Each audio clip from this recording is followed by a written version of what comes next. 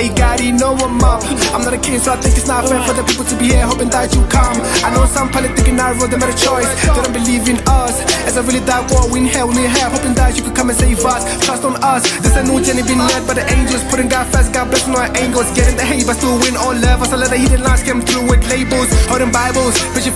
Hi guys, welcome to Sipping with Mimi. Here it's where we drink the juice to sip every little bit of pieces of juice of anything that you can think of. We're going to be sipping it today, and I have a special guest, a dear friend of mine. A brother in Christ, family. It's part of the family. So please help me welcome my guest, Katlana. Hi, Katlana. So a little bit background, guys, how we met. I know he's gonna narrate the way we met. I'm gonna narrate the way we met, because it's kind of interesting. Because you get to know how the other person, different perspectives. Yeah. So we met first year's diner. He probably thought I was my first year. Okay, he forgot about me after the first year's diner. He thought I was not first year last year, and I always knew he was from Nadal. I guess he just never processed where we met. So yeah, but obviously all the conversations we've always had, I've always told him, Katlana, we gotta put them somewhere. Somebody has to hear what you're saying, and and that is why he's here, guys, because I'm a big fan. As I told you guys, we're gonna dive into the journey with my mindset, with people around me. So yeah, and I'm gonna give him to talk about himself. So I just want the first question: what is mindset? What does mindset mean to you? Okay, cool. I think you gave a very strong introduction. I will not take anything away from that. So yes, I'm Katlana, and we met earlier last year. And I would say we've had some great interactions ever since, and I'm truly honored to be on this platform today. So yeah, I'm excited. And then delving into what is mindset, specifically to me would be your state of mind, and that goes into whatever aspect of your life, your state of mind in various aspects of your life, and it is also tailored to the situation that you're in, or the situation that you're dealing with at that point in time. So at the moment, we're nearing the end of exams, so I think it would be a transition of a state of mind where you're anxious. I know I felt quite a bit of anxiousness from time to time. It would be prepping for a paper and coming out of the venue and just reflecting on that. So you do deal with a little bit of anxiousness there. And then we at the end of the year, so there's an overall reflection of what transpired this year. You have the goals that you had set in the beginning of the year that you wish would come to fruition through the course of the year. So I would say my state of mind at this point in time would be as a whole one of reflection. Reflecting on personal things, things that I thought would generate growth, within me. And so I would say, short of the long, the state of mind as per the situation you're faced with. Okay, that is very interesting. So I remember we once had we've had a lot of conversation, but I'm gonna go briefly everything that we have talked about, but obviously throughout this whole talk that we're gonna be having today, I have some things that from our encounters that I always wanted you to elaborate on, but we never had the time to get to elaborate on everything. So I just want to know what is your mindset towards okay, first of all, please let us know what you're studying, so that because I know you don't really like talking about what you're studying and everything, but I want you to just what has been the mindset that you've applied that you obviously you hear different things from people and you see different things from like your peers that are studying and everything. I just want to know like what makes you different from the rest? Like what makes you, you know, the orange in the apples? Like within what I'm studying. Yeah, like even in like when actually no, funny thing guys is Utano is so different. You can pick him up in a bunch of people. Like you will say that person is different. So I guess this also applies to in your residency where you stay and like everything that you do. Like what makes you the orange? Because I'm unique. So I, you know, what do they say? Birds of the same feather flock together. Yeah. So yes, please do elaborate on like. I think in like university context, firstly like I study BSc Computer Science and Geography, and a little bit of a short story about it. It's this degree in particular is not something that it wasn't my first love, to put it that way. I am more of a theory-oriented person than I am practical-based, so it was quite a huge adjustment for me to tackle majority of the challenges that comes with the degree. And I would say my mindset towards this degree was for quite a chunk of last year, I battled with developing a positive outlook towards my degree because it wasn't my first love. It's like I got pegged with something that I have no desire to be pegged, and it took a lot out of me, because it really didn't get my best. It really didn't get my enthusiasm, it didn't get my optimism, and that is an issue when you're faced with something that doesn't have all of you. You do not have, it doesn't bring zest to your life. Likewise with you do not bring zest to it, and I think that was a little bit of a friction point between me and the degree. I did okay, I passed, but like my first year. However, it wasn't a splendorous thing of like, now I feel passionate about it. So that is pretty much from my state of mind, looking at the situation. And it was earlier this year where I had a conversation with my dad, and he helped me really just see it differently. It was quite an intense week of back and forth in terms of conversation where we were just trying to look at this and perhaps want to change degrees and whatnot. And I was like, I'm going to my second year, and if I'm going to change a degree, then I would be another person who starts something and doesn't finish it, right? And that is like something I really want to avoid in my life, developing a habit of starting things and not finishing them.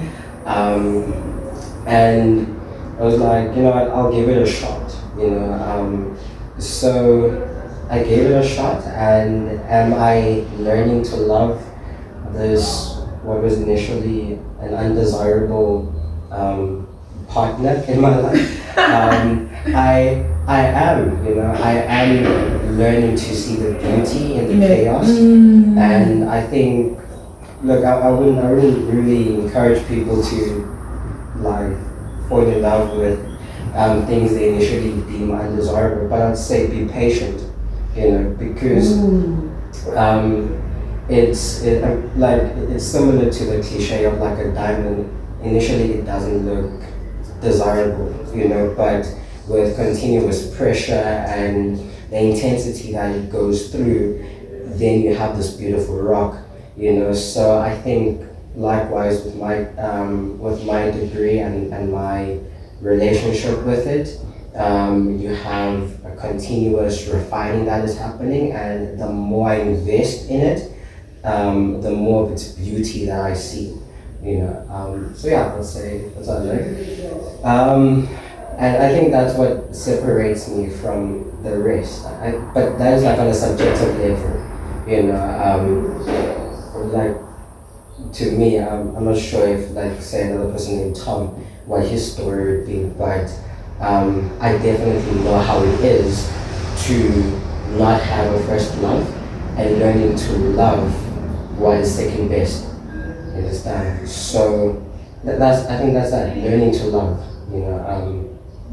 So I know that, and I say that's what set me apart. In terms of rest life, like in my residency, I would say everyone is just different. And I have like tunnel vision, but not to extreme in the sense that like I'm ignorant of other people's journeys.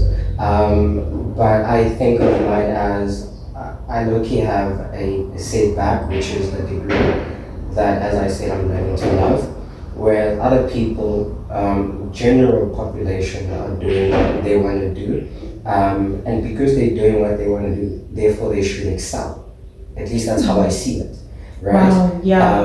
And so I see it as if they're not excelling in what they chose as their first love, and they're taking it for granted, then I'm different because I didn't have the opportunity to have my first love, and I am rather relentless in wanting to excel. Yeah, I think it's pretty much that. I think people really underestimate like when life doesn't go the way you kind of planned it, and then when people see you doing considerably well in that, they're like, oh no, but he's doing so well, like why is he complaining, or like why is he saying it wasn't his first love? Because I can relate, because it's the same situation where I'm studying. I would have, like, to be honest, if you to wake me up 3 years ago and like, Mimi, you're gonna study this, I was gonna be like, you are lying to me. You are lying to me. But it's the thing of, you see people who were studying what they love and they're still not excelling as they should, and then like, but I don't love. Okay, not that I don't love, but like I'm also learning to be in love with what I'm doing. And it's not like every day you're motivated to wake up and to like, I'm doing this. It's quite tough, because it's like you have to talk yourself out of some things, and you have to talk yourself into some things. It's a constant improving of, I have to be better for, because you said you don't want to start something and leave it, because that's also creating what would be a generational thing. That's how generational curses and blessings start. It starts with someone just saying, I want to do this and I don't want to do this, and then it becomes a habit that is passed on generation to generation. So essentially, I do understand where you're coming from, where in the sense of you have to be patient with what you're doing. And I feel like I'm learning from what you said. Like, I'm also taking notes. I'm like, guys, take notes. I'm taking notes and I'm going to apply some of it. Okay, my next question is that, so, in this season, as you said, it's a reflection season.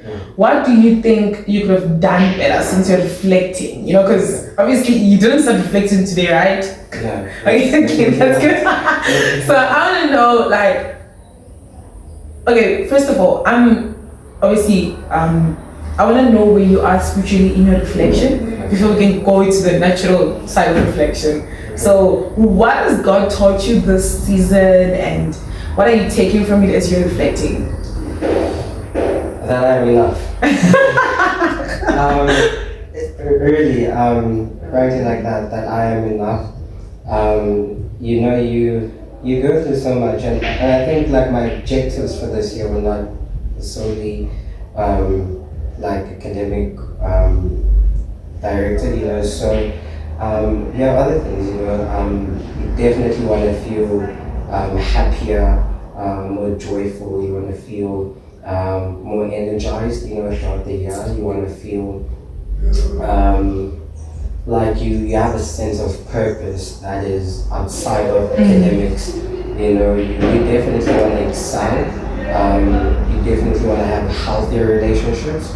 And those are like some of the things that I've set out, and of course in sport, you know, so I really also want to have a strong impact on the football field, and I think my objective in terms of sport was to help my race, you know, around level, and I think we had a good run this year in soccer.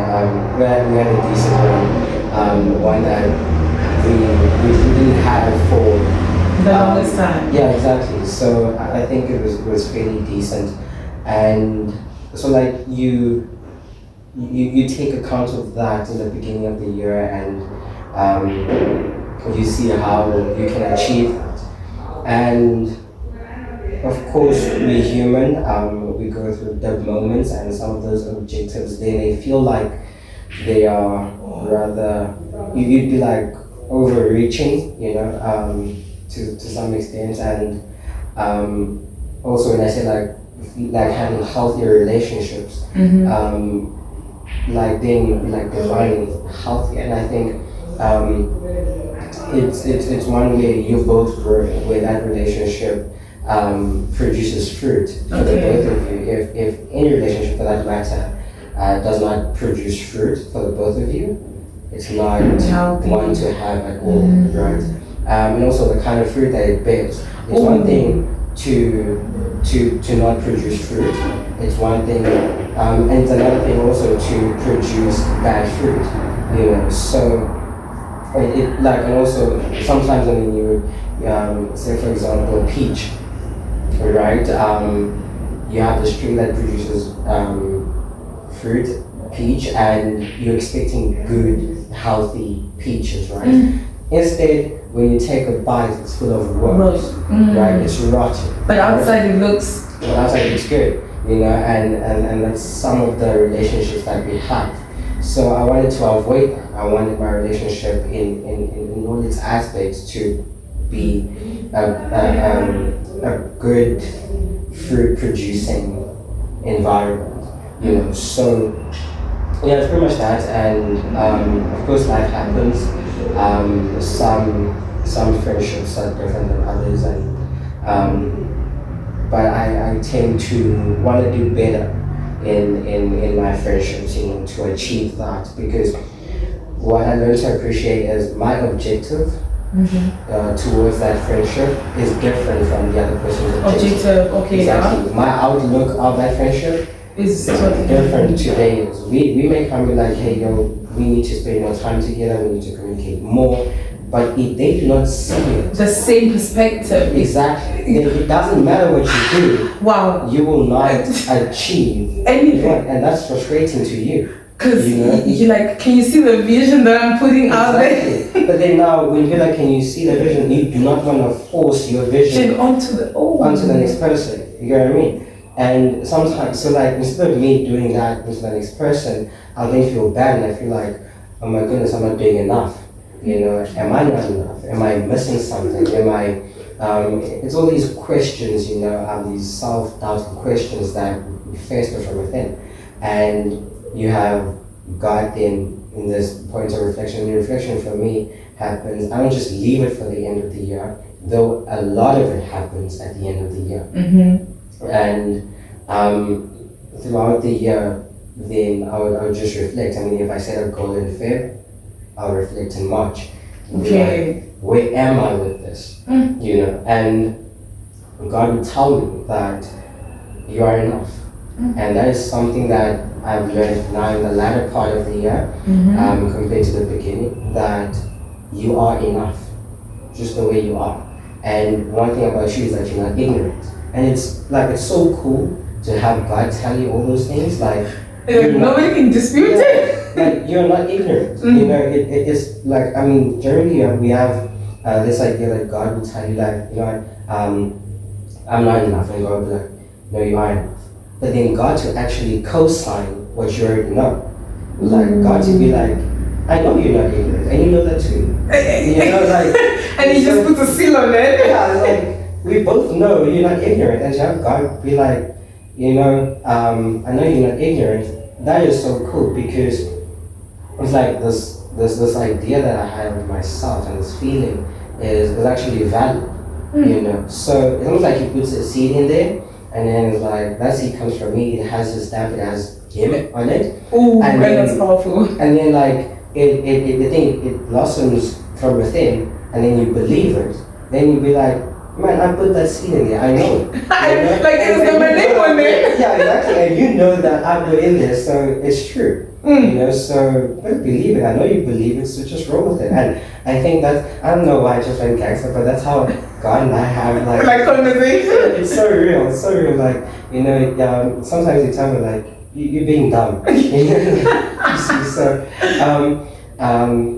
so I would say he has definitely told me that you're enough and you're not ignorant. So what I mean by that is I'm always looking for an opportunity to grow. Okay. Right? And now it's one thing to be like, yeah, you're not ignorant, you're just lazy.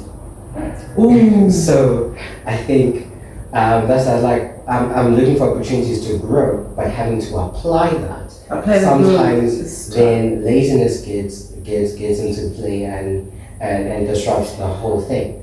God knows, like, yeah, I mean, you can have like one thing about you is that you will know that there's a problem, and sometimes you're just lazy to execute the solution. Wow. And it doesn't change the fact that you're enough. Doesn't change the fact that you're not ignorant. Doesn't change the fact that you know what needs to be done. It's just that you're lazy. Wow. And why are you lazy? And not to dwell much on this, but when you are continuously hitting a brick wall, you get lazy in terms of having to execute again. I mean, like bouncing a ball resistance. You energy wears off. When you're hitting the same things, like when you bounce a tennis ball against the wall, the energy that it returns to you is much less. Oh wow. Exactly. Yeah. So when you have that repetition and you're not going anywhere, then you start being lazy. I'm like, but why should I do that?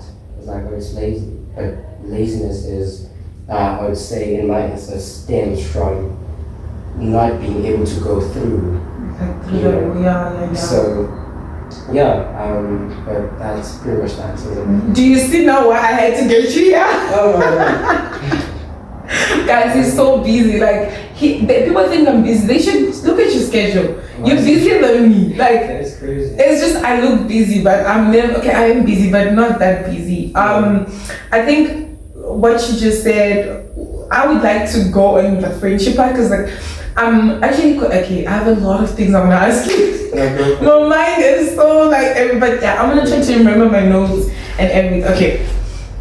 So from friendship and how you as you said that we have different like people have different objectives to relationship, and I always tell people that as much as you have purpose for a relationship, you also have purpose for your friendships.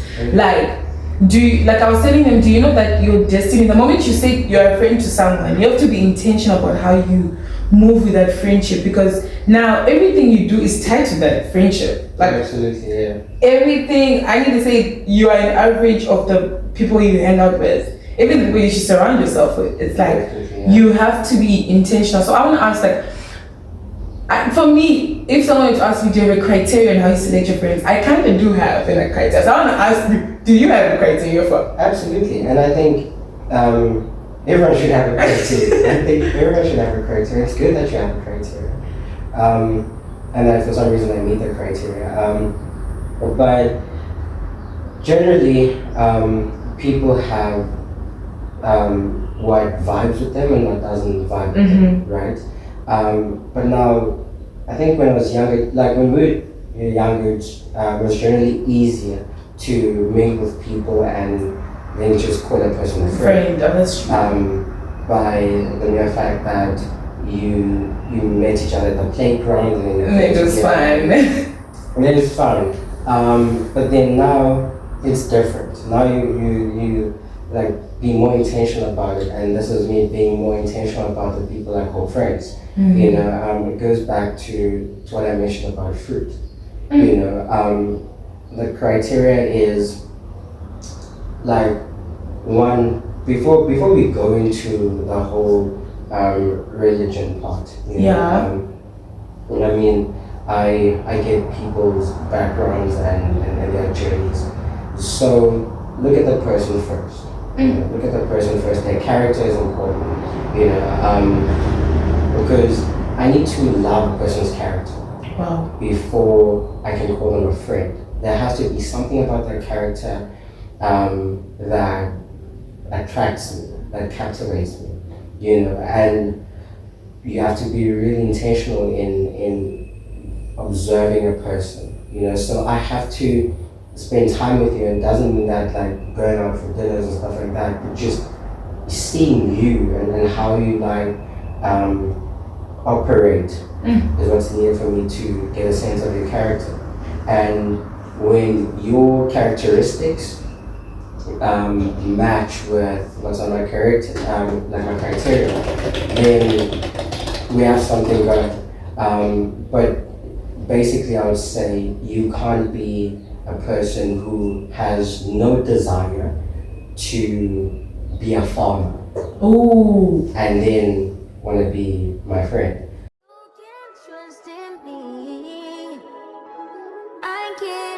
You said I can't trust in